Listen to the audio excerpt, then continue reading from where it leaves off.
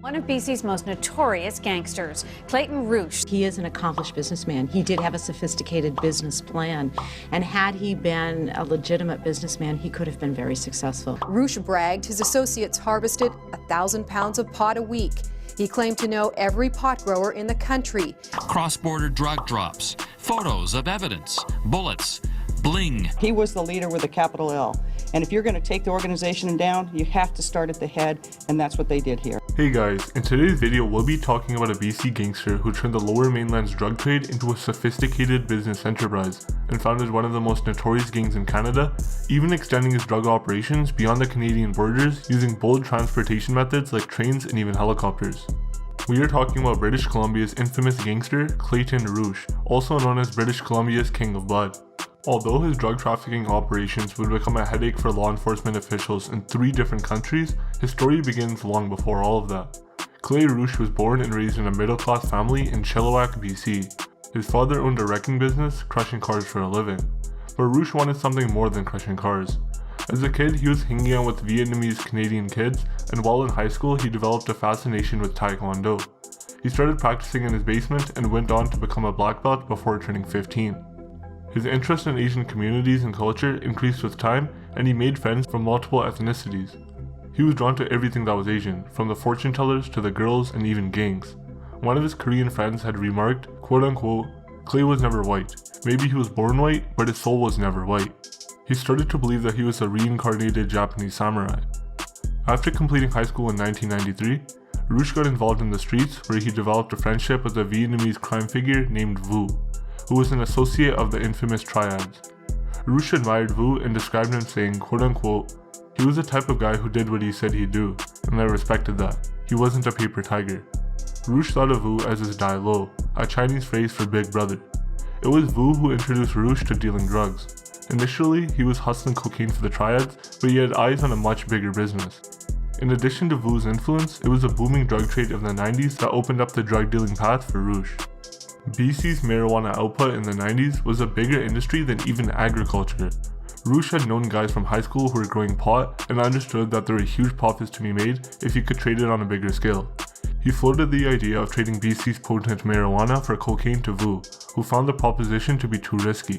However, Roueche started to turn his idea into reality. According to Roueche's father, he had a magnetic personality and he liked living on the edge. It was indeed the charm of his personality that helped him in forming some of the most meaningful connections in the drug world. He drove up to Slocon Valley, the biggest pot growing region in BC, and met with the pot farmers. He assured them that he will buy all that they can grow and paid them upfront. After setting up those connections, Roueche teamed up with some buddies from high school and his friends from the Asian communities to set up a team of drug dealers. That was the formation of his gang, which later became the UN gang, when a friend saw his multi-ethnic associates at a party and remarked, quote-unquote, "What the fuck is this, a United Nations meeting?" The gang didn't have rankings from the start. Roueche himself claimed that he didn't see the gang members as his inferiors and thought of them as partners. It was a model based on the Triads, where the members just took the blessings of their Dai Lo and started operating on their own. Through all of this, Roueche's ambitions were also growing, as he himself told reporters, quote-unquote, "I wanted to be the biggest drug dealer in Canada. I wanted to make history." The UN gang members were living large without too many risks, but that was about to change. The late 90s was a time in BC when the Canadian law enforcement was dealing with Indo-Canadian gangs popularized by the likes of Bindi Johal. The drug trade was becoming more and more lavish, and many up-and-coming gangs were looking to establish themselves. Roueche's quick rise and bold methods had made him a target. He survived a nightclub shooting in Vancouver, and that's when the rankings started to fall into place in the UN gang with Clay Roueche at the top. The gang started recruiting more members, and the initiation ceremonies for new members became more and more elaborate. Members were presented with beads, rings, and t-shirts to incorporate them into the gang. Just like the Triads, the new recruits were expected to pledge allegiance to the 36 oaths, and follow the Chinese warrior philosophies. Roueche also came up with the UN logo and a new motto that goes, "Honor, Loyalty, and Respect." The UN gang became a major player in the criminal world after a run-in with the infamous Hells Angels in the year 2000. The UN gang members beat up the Hells Angels and expelled them from a club that they perceived as their own. Roueche and the gang's reputation grew after that incident, and their operations also expanded. Roueche had also built up connections with the notorious Sinaloa Cartel in Mexico and traded the famous BC bud for cocaine to be imported into Canada and the US. Roueche started bragging about knowing every pot grower in BC and that his contacts grew 1,000 pounds of pot every week. He even started growing plants himself and assigned teams to look after the dope. At his peak, Roueche was laundering $500,000 to the US in drug profits every week. He was also moving hundreds of kilograms of dope across the Canadian border. With operations of that magnitude, the transportation methods needed to be quick too. So in a highly daring move, his gang used helicopters to move in and out of US territories and drop drug shipments from the air. The pilots used for the operations were often unlicensed, and the helicopters flew under the radar to avoid detection. Using helicopters, float planes, and tractor trailers, he was reported to be moving an estimated 20 tons of weed a year into the US. Roueche's businesses didn't just stay limited to drugs, since he even got into weapon trafficking.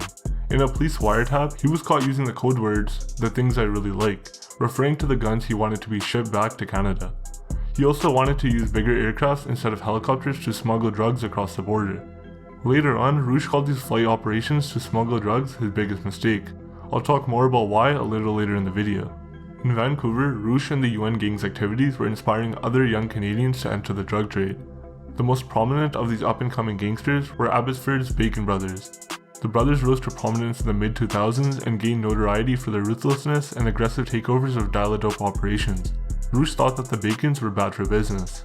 The brothers had initially started drug operations in cooperation with some UN gang members, but towards the end of 2005, they switched allegiances to UN rivals, the Red Scorpions. From 2005 to early 2006, some of Roueche's shipments had been intercepted by the US police, and he had lost 2 helicopters and almost $2 million. This was said to be the most likely reason for the Bacon brothers joining hands with the Red Scorpions. The switch of allegiances went against the UN gang's motto of honor, loyalty, and respect, and Roueche hated the brothers for it. He called them quote-unquote little errand boys.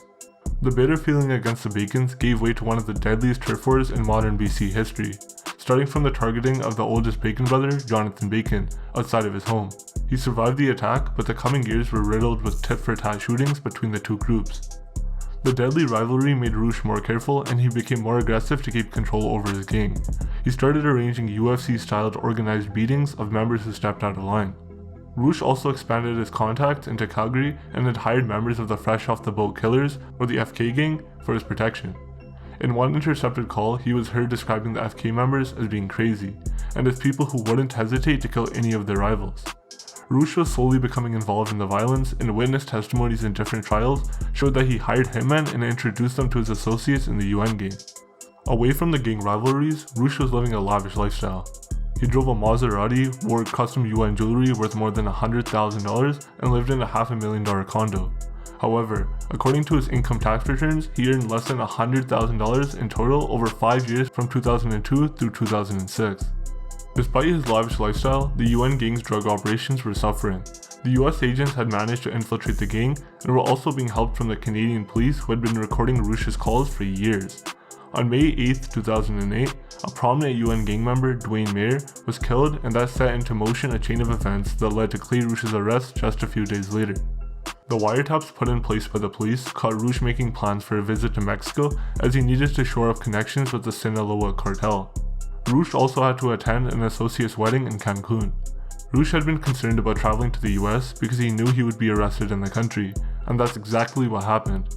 US Immigration and Customs Enforcement requested Mexican authorities to help the US out and stop Roueche from entering the country, and instead reroute his flight back to Vancouver through Texas.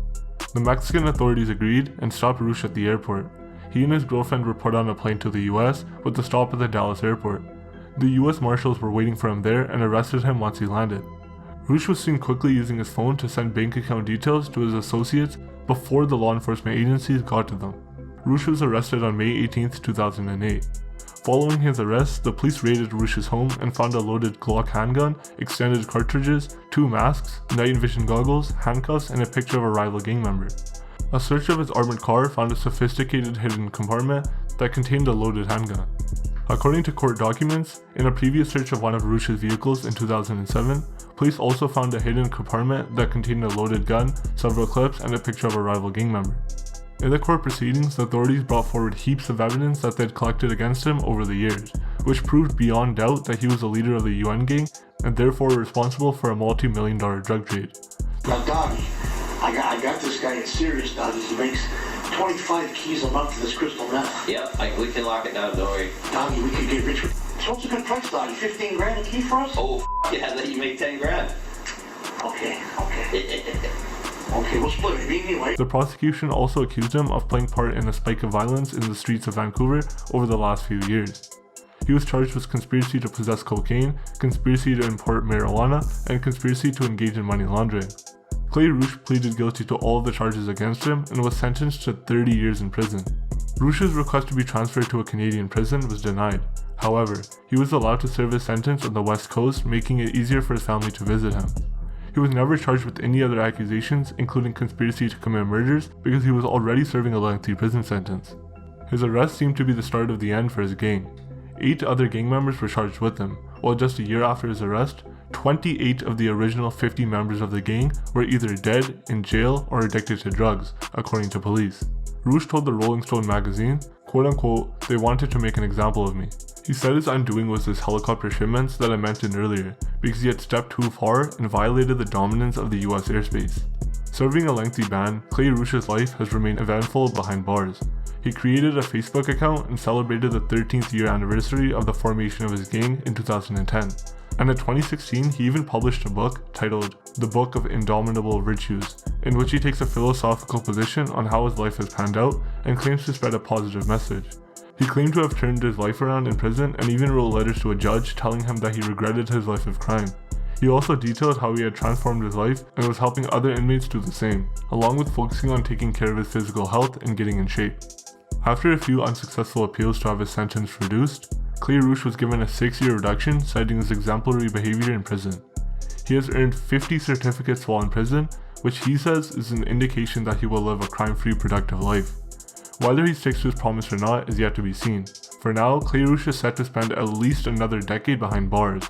While he does seem to be doing better, his life of crime means that his family, and particularly his 3 daughters, will continue to seek answers for why their father isn't around, which is something he mentioned himself in court, saying, quote-unquote, "My kids often ask me questions that I don't have the heart to answer, like, Daddy, when are you coming home?"